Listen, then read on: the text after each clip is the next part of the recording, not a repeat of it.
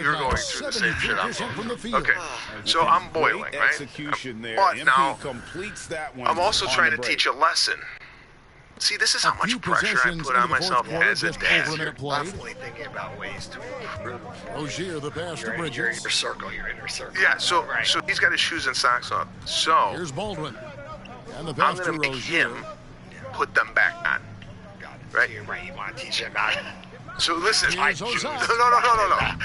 Because, you know, for him to get his socks on, he's still 3. Right? He can get them on, but it's a process, right? But I want him to feel how cumbersome it is to put the right? But I'm teaching this as I'm boiling. So I'm boiling now. First it was just I was going to run in and get broccoli and a steak. Now I'm teaching a lesson. And bring the whole family in for like free samples. Tremendous ratings in the college game, and it's good to see. I think here in the pros. I agree with you 100%. And we run into another family. The mid-season tournament might also have that same kind of appeal. I think the grocery store, right? They got really make for a compelling, like, dramatic view. And now she's eating sushi with the family, right? Now Lyles. And I go, okay. I go, let me go. So I go get the steak. I get the broccoli. I get the potatoes. I come back, right? My wife. The key, Bagley. Oh, Caruso's got a bag of chips. I don't know what the fuck. I go, this is after this morning saying I want to get them on a nutritional path, right? He's got barbecue chips, not open yet. I go, what the fuck are you chips for? Against Bagley. I told him he could have chips. And they call the foul, so a chance at the line for one more coming up. So he put the chips back, and now he's crying on the floor, right? This is at the deli. With one shoe and one sock on. Lifeless So at the defensive end. I mean, especially put your shoes inside. They've really got to pick up that interior defense. So now this, and then I ordered a grilled cheese. So I'm looking at the guy. He's putting the cheese on the grilled cheese. We got the art fair. This is turning into a fucking nightmare. Right? Outside, she's like, I think we should get some avocado and bagels for breakfast. This is the way I'm talking. This ain't a shopping thing. Traveling violation. We got her eating sushi, grilled cheese. Now you want to? We'll see how and then she goes, well, why are you always trying to control? This is the middle of grocery store. Why are you always trying to control things? If I want to get bagels, I should be able to get bagels. So now I go into silent Sicilian. Spurs have gone 3 of 4 in field goal attempts since getting things started here in the fourth. Ice cream. It's just to the left wing. I'm just sitting there. Jacobs, the pass to MP. How the fuck did I end up? He can't get that one to fall. And the Hornets now going the other way. Potatoes and asparagus. Langford has the open look. Trying to get something going. And he makes no mistake on the slam dunk. And when he's on the floor, offensive rebounding is always going to be a strength for them. Greg, he keeps so many possessions alive, doesn't he? And you know, those second chance opportunities can be game changers. He represents so much value to this team because of what he does. So I'm like 7 from the field. It's been a cold start to the fourth quarter for them. I'm looking at where we're going to be in 9. San Antonio's gone downtown 13 times in this game, and they're just over 50%. 7 of 13 on 3. It's okay. I love that play from MP. Make somebody else better. Fun, which I get. There's a minute 34 left in the fourth quarter. I think, both of us need to work on it. But again, it's like we have to work on ourselves, right? How come when everybody else does it, it's okay? Points in this one. If I did the same thing and other people didn't want that to happen, right, it would not be okay. You don't see this kind of a blowout. I have to look at situations like that this sometimes is a and be like, quality win across the board to deliver out.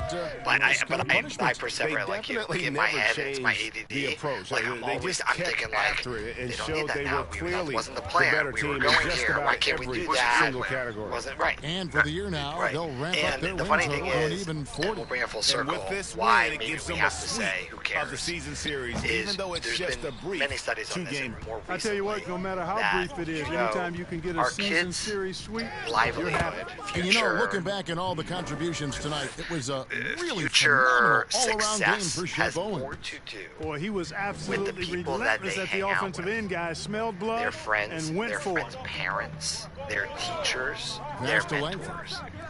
Charlotte moving it around. So maybe what are we doing? None of this matters. There's exactly. The pass to Bagley. I read that and I was like, God, just got. Charlotte needs to get a shot. We're molding it, but it's like they're spending. Think how much time, hours of the day they're Here's spending San Antonio with other now. people other than. They're on an 18-6 run. Right? Yeah, but I'm trying to combat that because I don't know what the fuck is MP going passes on. to Like, and I don't know. throws it down. Say, Serafina was at the whole someone's team. house It was yesterday a for focused, 3 hours, right? Concerted effort to And put I this was one like, away. Yeah, what she's a gonna go to the time house, to and put I the go, hammer down. I was a little like, Any hope of a comeback? who are they? Number one. Serafina was gonna go in the car with the mother. Yeah. Now I'm thinking, all right, what's this? Is this mother on fentanyl? What's her problem? Right. Shoots from 12. Does she again. text and drive?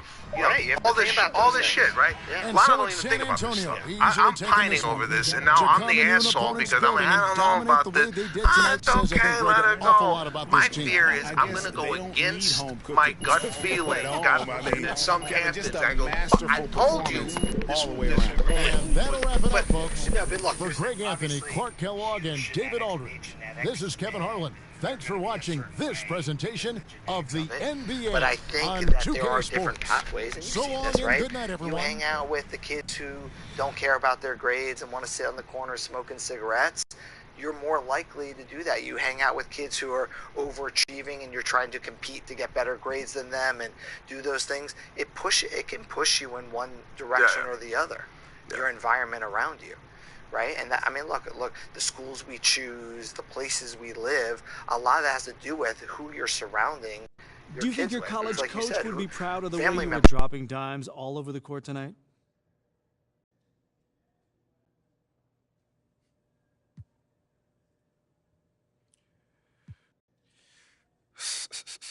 Yeah, coach was always, talking about sharing the ball and making that extra pass. We spent half the practice just reversing the ball from sideline to sideline. So, yeah, I got a text from coach, man. He was happy for me. I bet. So do you see yourself as a primary ball handler? Man, I definitely believe in my ability to run the point and make plays for other people, Coach ultimately makes that decision. But, yeah, I like having the ball in my hands. I feel good when it happens.